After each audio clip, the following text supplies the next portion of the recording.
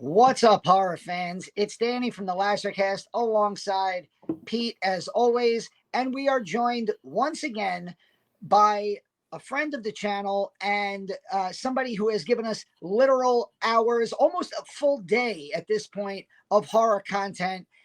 David Weiner, welcome back. How are you doing today, David?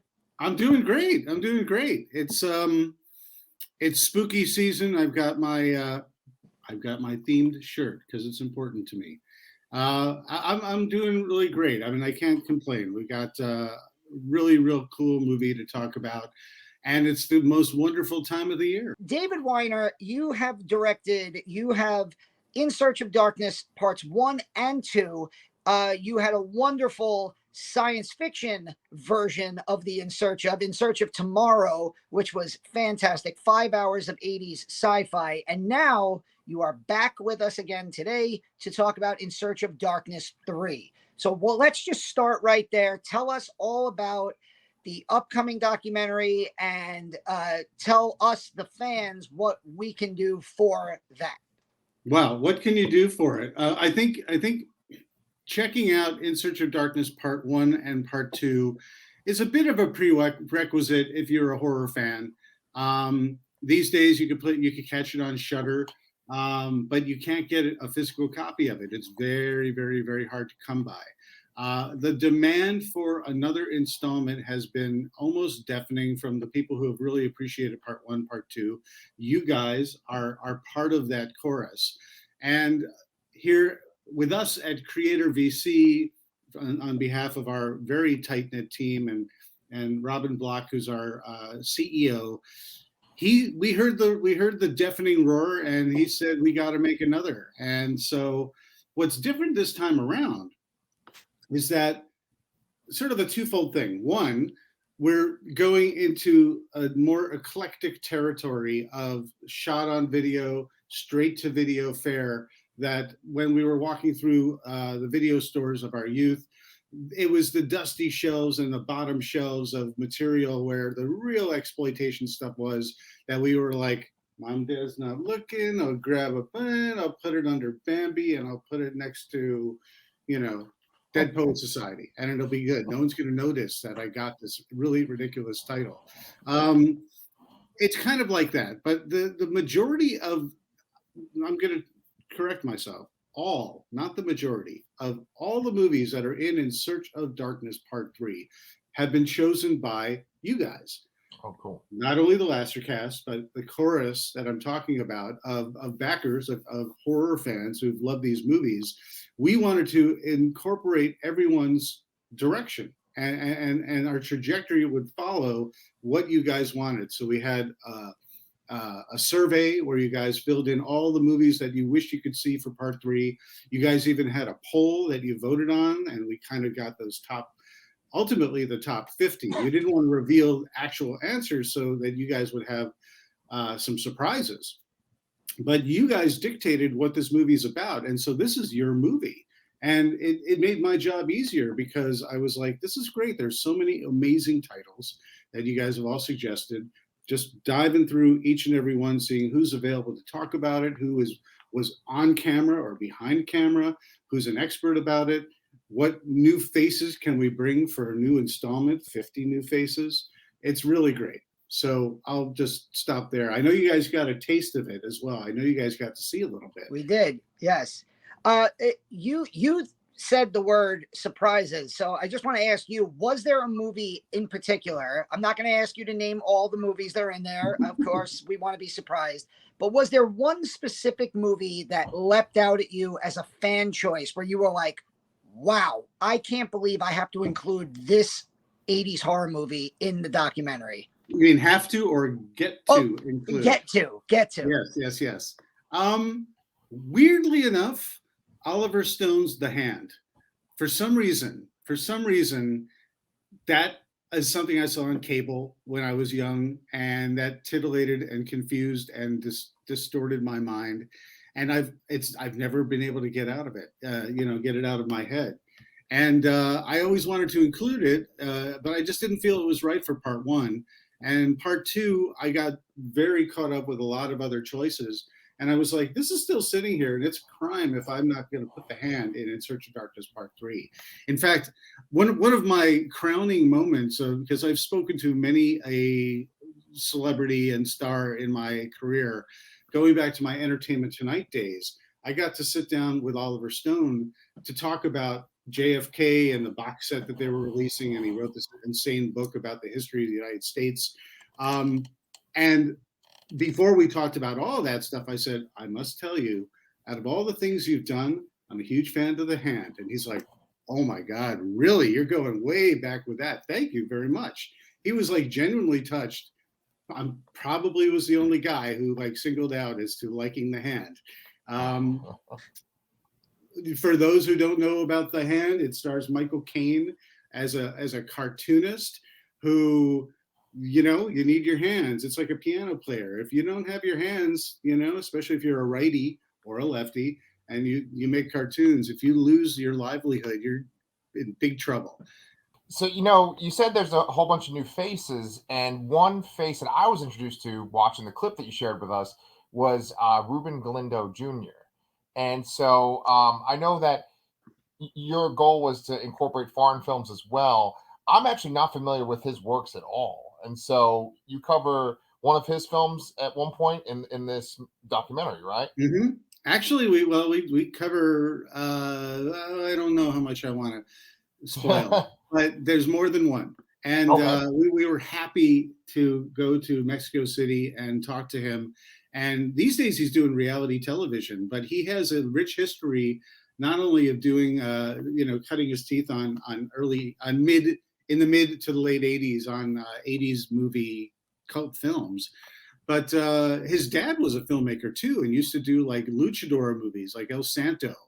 And so he has an infectious laugh and an absolutely enthusiastic outlook on his early work, and was very kind and more than pleased to sit down with us.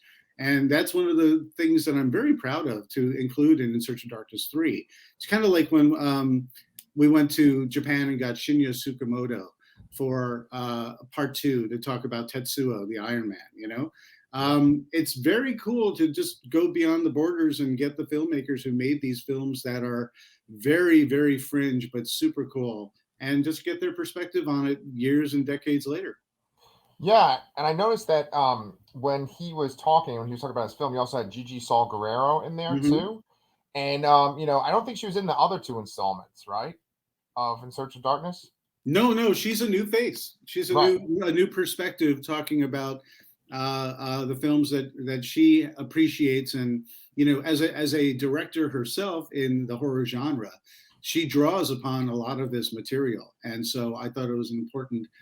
She was a fresh face and an important perspective to add to the conversation this time around. Yeah, she brings a lot to the table. Like, I thought that she was really great on 101 Scariest Horror Movie Moments on Shudder. And I was wondering, have you caught that yet, or have you been watching that? I've seen a little bit of it, yeah. Yeah.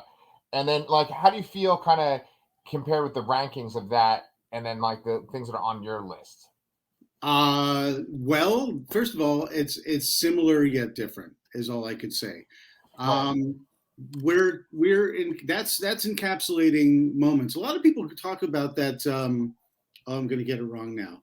It was the 100 greatest moments. Everybody knows it. Who Bravo? Is that the Bravo one? Bravo is like 100 greatest horror films, whatever it was called. Apologies, it's just not. It's been so long, but that was often a comparison to In Search of Darkness. People say, well, it's kind of like that. But what's different about our film, or trio of films now, is that we're focused very specifically on a very particular decade of explosive cinema. And the influence that had on further cinema is indelible. And, you know, this is just an exploration of that time period with the overall context of, you know, politics, socio-political, cultural elements on the films, and vice versa in terms of the zeitgeist capturing all this stuff. But it's not about the moments, it's about the movies, and it's about the movement.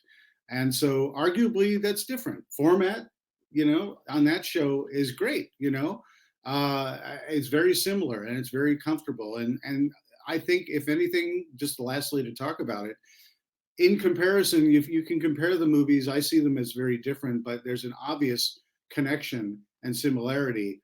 But what that is overall is a celebration of a genre that we love, and why it means so much to all of us, and why, whether it's a moment or a movie or a movement, it's all an important thing in terms of people like us spreading the word about cinema, and fringe cinema and impactful cinema that may be a little off the beaten path.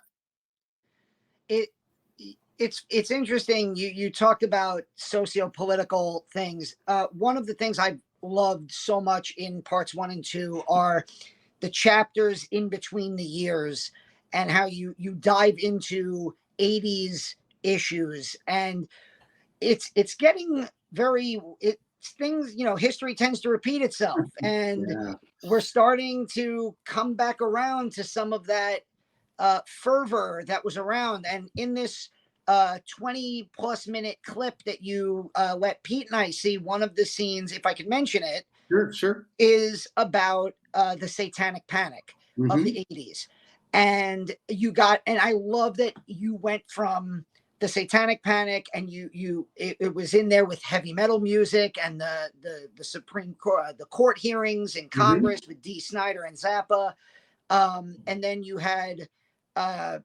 also had Dungeons and Dragons and that, and it made me think about like Stranger Things, and how Stranger Things, as a show being set in the 80s, is showing those especially this last season, if you saw it, really brought all of those issues to the forefront. And it does feel like we're kind of going back culturally into that kind of phase. So, is there, is how do you feel, kind of reliving these things from the 80s, but then also seeing them kind of coming back the way they are right now? I made a very concerted effort to throw in a TV guide ad for Mazes and Monsters, an early movie starring Tom Hanks. And I remember watching that because I was into D&D. I was into Dungeons and Dragons. And much like Stranger Things, D&D is just a fantasy role-playing game where you use your imagination. But there was one story about this one kid who kind of lost their mind and, thought could not differentiate the reality between fantasy and reality when he was playing D&D in college. And that became a movie. And I remember watching that movie on TV, expecting more Dungeons and Dragons than depressing people with psychological issues. And I remember thinking to myself, how in the world is this even being swept up as something that's dangerous to children? I mean, we're indoors. We're not doing drugs. We're not drinking. We're not driving. We're battling orcs in our mind. How dangerous can this be unless we're swinging swords at each other? I suppose it's just silly. I remember being part of that era, and I was too young to recognize the fervor over it. I just remember it was kind of everywhere, where people were worried about, even in the wake of the 70s with, going back to Rosemary's Baby, and then the momentum of The Exorcist and The Omen. And next thing you know, demonic worship, and we're looking at our Hotel California album, and you say, look at the church on there. There's three windows.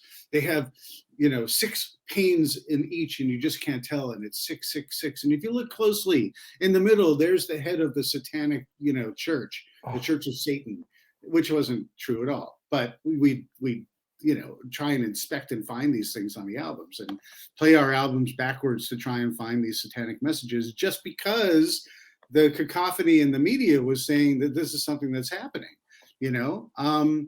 But I remember thinking to myself, whether it's a horror movie, whether it's D&D, whether it's music, my parents were not caught up in the hysteria. They knew I was safe and sane and could make my own decisions about all this stuff. They kept an eye on me, and it's the squeaky wheel is all I could say. you know. Yeah. So you know, I think you know where I'm going with this, but just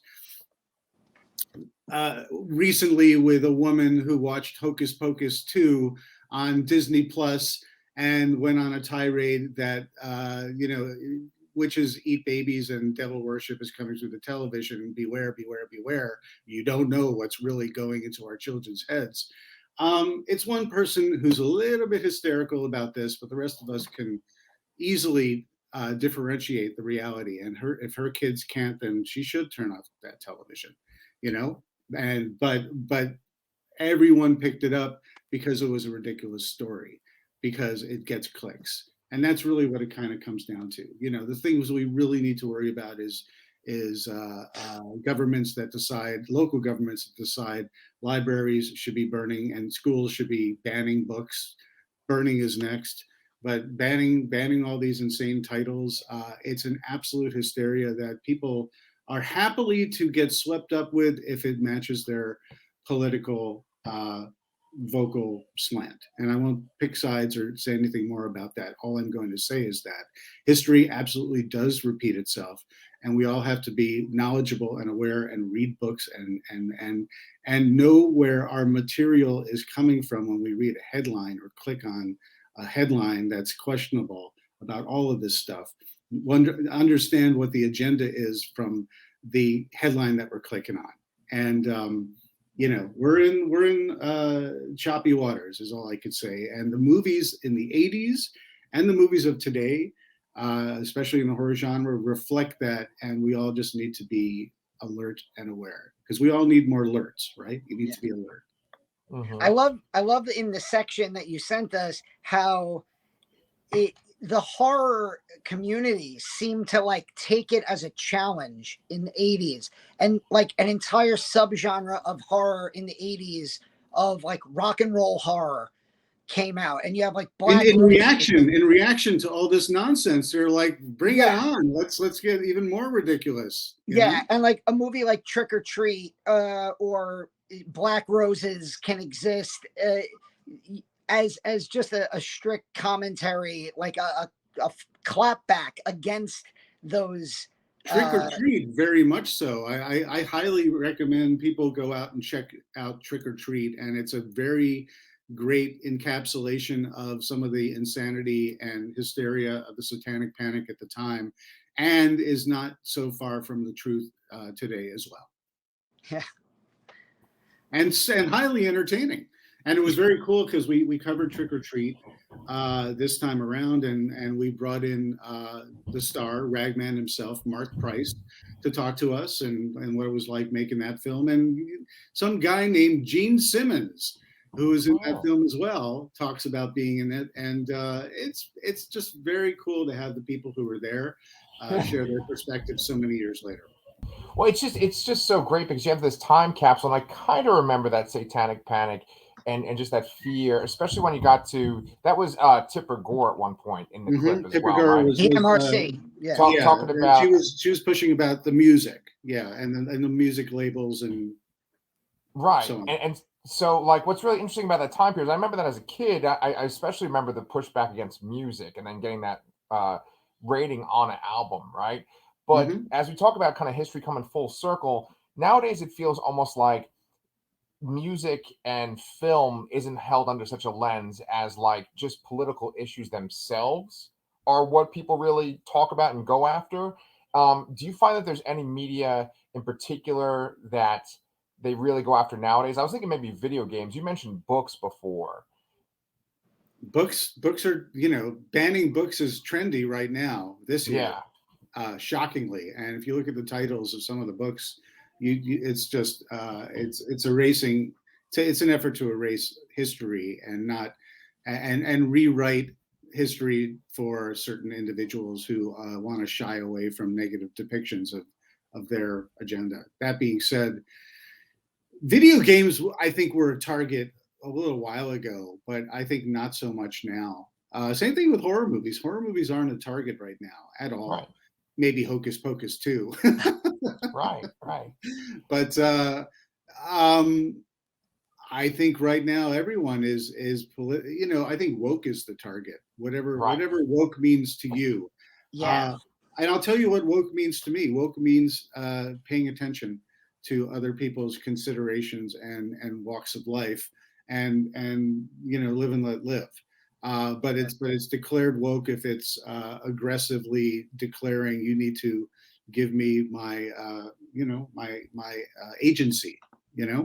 And sometimes it's a little more aggressive than people were comfortable with, and they push back. And I try and shy from conversations like this because I really do like to bring it around to it's entertainment and escapism, because that's how I see it. Yeah. I really see all this stuff. I mean, I live my life daily where if I want to just enjoy some escape, I put on fantasy, sci-fi, horror, anything that's like drama and reality and sickness and destruction based in reality is not. No. I want to get away from that. Too much of it in the world right now. So I don't know if I've answered your question. I'm not sure if I can answer your question, but I don't think there is a particular thing. I'll go back to the books because I think that's important to recognize that we're inching closer and closer to Ray Bradbury's Fahrenheit 451 than ever before, and I always thought that was dystopian future fiction that could never be. But we're living, we're crawling closer to The Handmaid's Tale and Fahrenheit 451 than ever before, and I never thought we'd be capable of it. But that's the thing, the less informed and educated people are, and there are radical efforts trying to define what is being taught to young children by parents rather than teachers. That's a bad idea. Yeah. And Dr. Zayas God, Miss Dan, yourself, I know that you teach, and so you, I'm sure, have strong opinions about this. It's actually like that. I find all of this so fascinating. I'm covering also for the channel Shudder's other new series, Queer for Fear, and like, and I brought up, you mentioned it, like about like wokeism, and like somebody made a tweet the other day about, I can't believe the new Hellraiser did this and that, and like everybody's like, does this guy not know who Clive Barker is? Right. Like, I've been seeing a lot of that. A lot of people like, it's a big revelation that Clive Barker's gay. I guess if I know. News to you, and it means something, in a negative connotation, then pick another franchise. No, I agree. I know Pete and I talked about this before, but I feel like it's a good question to ask now, because you just mentioned about like how there's people who are informing kind of the narrative and people who are informing society. In the 80s, when it came to movies, there was nobody bigger than Siskel and Ebert. And Siskel and Ebert show up. They've shown up. I believe you've included clips of them in the other two. They're the mascots. I'm fond of inserting them at strategic points. Yes, and they appear in ISOD 3 as well. Yeah, and in the clip you sent us, it's like, Gene Siskel starts by going, it's my least favorite time to go to work where I have to review a horror movie. And Pete and I were joking around about how crazy it is today, how like almost accepted horror has become as a critical darling, especially with the works of Ari Aster and Robert Eggers, Jordan Peele. 24 stuff, Hereditary. Yeah. And those were the voices that were the loudest to the general public in the 80s.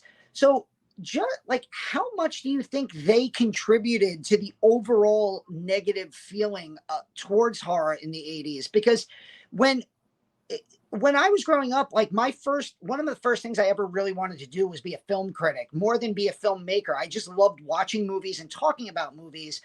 And these two guys are just the universal standard. And here they were on national television telling you that like you're a bad person if you like this crap. Yeah. And so like, how much do you think they really played a role in the overall negative perception of horror in the 80s? I think that's a great question. Context is everything, first and foremost. I mean, I show just a moment. I want to keep it in context so it doesn't show them negatively, but they did say these things and this is how they felt. Like if they said something negative and they said, but it's still a thumbs up, I didn't want to reflect them only negatively about something. But they're essentially like the Muppets, you know, the Statler and Waldorf, you know, off in the corner, just sort of making snide remarks and laughing to themselves. But I think what happened was, especially with some of that element that you just described, where they just dread going to work to see, you know, crap like this or whatever the specific wording was. I think that was more in response to the slasher movement, which was they were singling out very specifically as singling out violence to women, just for the sake of violence to women. And so collectively, they were just like, I'm tired of seeing movies like this because it's tiring. You know, they couldn't see past the genre and what the genre might have had to offer that we all sort of recognize more these days. Did it affect the genre at all? No, because look at us now. We, you know, back then though, I think it surely did. I mean, when Ebert calls The Thing the barf bag movie of the summer, yet Siskel was like, what? It's like a really well-constructed film. People are paying attention to that, and they're like, I don't want to see the barf bag movie of the summer. And The Thing tanked at the box office. And I would not be surprised if there was a direct correlation between their reviews and people opting not to go see The Thing on opening weekend because of Siskel and Ebert. So they surely did have a real effect on movies and movie going, and because they were really the only game in town, people really listened to them. But I would say the majority of people who weren't watching them on TV, they opened up the paper on a Friday saying, what am I going to see this weekend? They'd look at the pictures, they'd see what's playing nearby, they'd go or they wouldn't, and that was their deal. I think maybe horror was affected ever so slightly, but it did not matter because horror has always been great box office, and producers always follow the almighty dollar. Mm-hmm. And so when it doesn't matter what, if a critic calls something absolute trash, if producers see, you know, whether it's Halloween or Friday the 13th or American Werewolf in London making mega dollars, they're going to say, I want to do something exactly like that. We're going into production tomorrow, and we're going to put out a film in 6 months to a year, and we're going to reap the rewards and get it on video and all the stuff like that. So I think they were very influential, but when it came to horror, they were a little bit tougher on it. But you could also look, one last thing about it is that, you know, they would disagree on something like Motel Hell. You know, Motel Hell, just from the title on down, you'd think they would completely dismiss that. But I think, again, back to Ebert, Ebert said, this movie, I think there might be some genius here, you know, but you got to look for it, you got to recognize it. You know, and he, in the same breath, he put down, it's not like trash like Texas Chainsaw Massacre. This is something that's got something on its mind, and it's a satire of that kind of stuff. And I think it might borderline on genius. Well, that's something coming from Roger Ebert about a movie like Motel Hell. Movies like Blood Diner, and another one that I saw in the clip you sent us, Terror Vision, I feel like they don't make these, and like movies like that, movies like Killer Clowns, there was just something going on in the 80s where they made these just total oddball movies.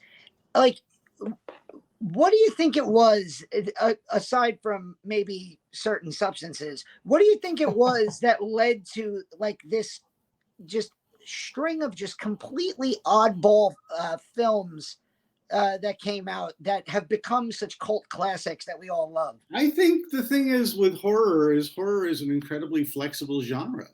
You know, there are a lot of subgenres to horror, and I think it straddles a lot of different, you know, subgenres within one film itself. But I think a lot of these filmmakers have a great sense of humor.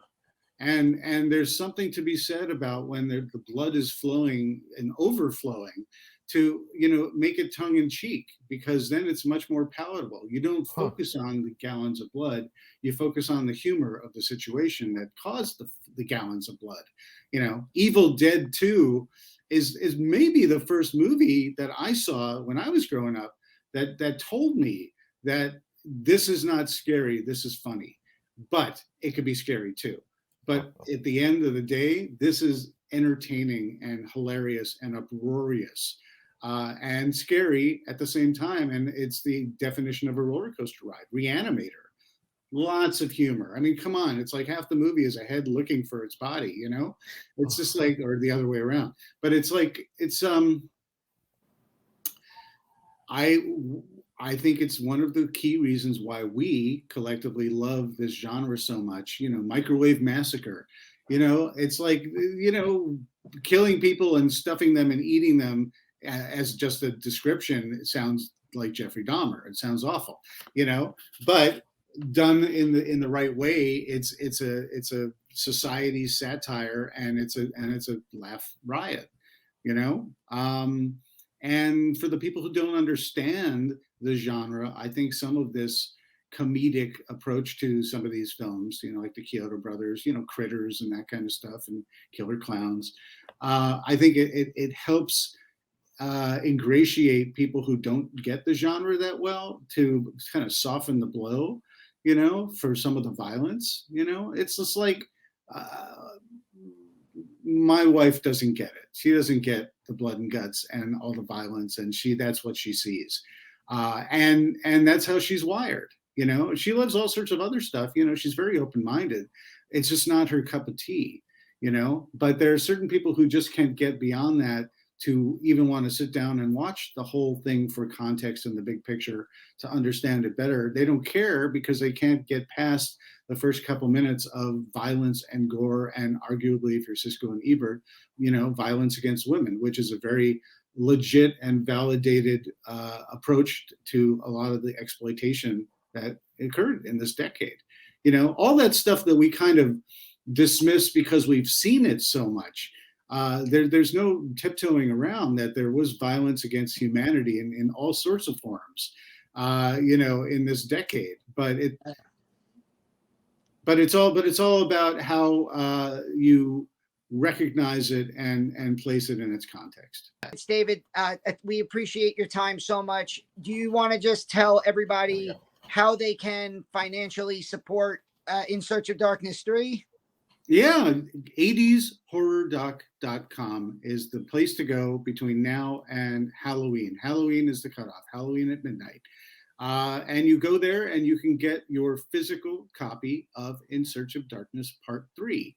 And if you missed Part 1 or Part 2, or you want to get the trilogy because you don't have any of them, you could buy the trilogy and a cool slipcase to hold it all together.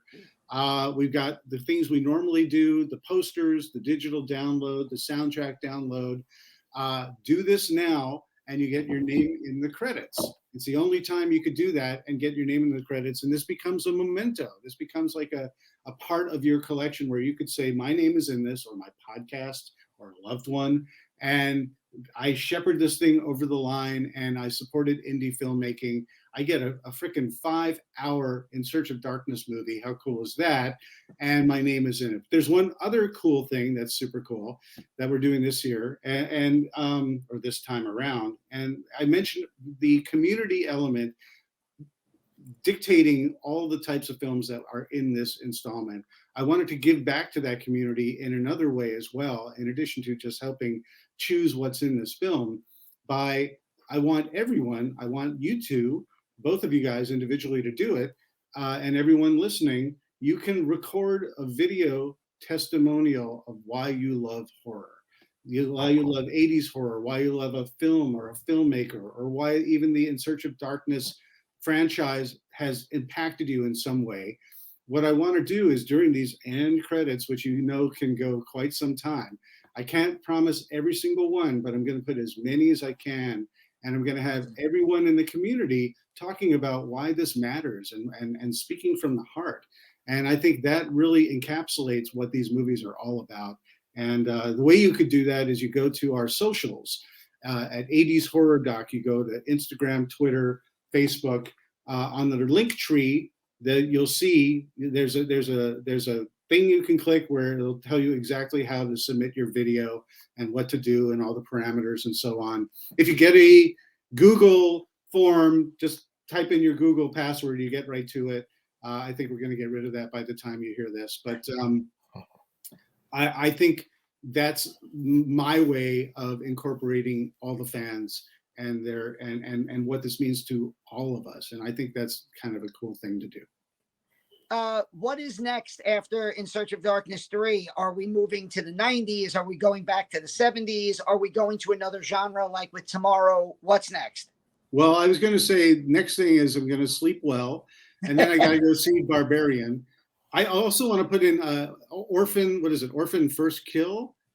That one I got to see as well. I haven't had the time to see these, so I'm kind of playing catch up. Although I am watching lots of horror movies for spooky season. I got a cool Hammer 20 film set, watching some deep cut Hammer movies, and that's bringing me lots of joy. Yeah. What's next for the franchise is, this is it. This is it for the 80s trilogy, but we want to do In Search of Darkness 90s next.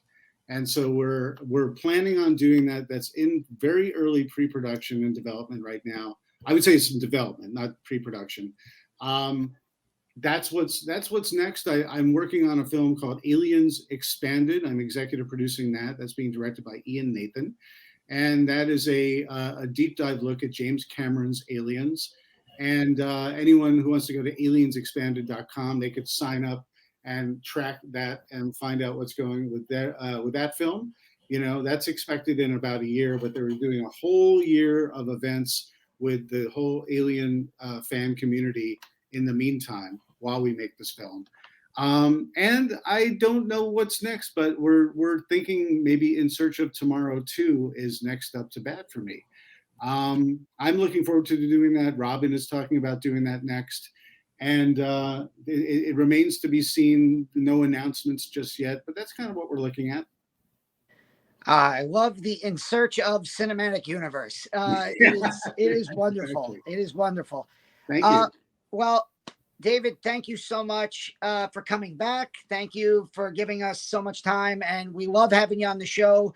Whenever you get to In Search of Darkness 90s, In Search of Tomorrow 2, we'll have you back on again. And, you know, if you need more talking heads in the documentary, here we are. Yeah. And I appreciate you throwing your hat in the ring. Yeah, absolutely. Thank you so much. It's always a pleasure chatting with you guys.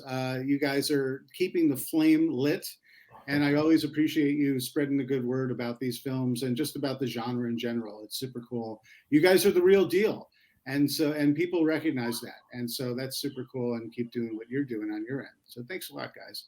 Thank you. Thank you. All right. Well, we'll see you then for next time.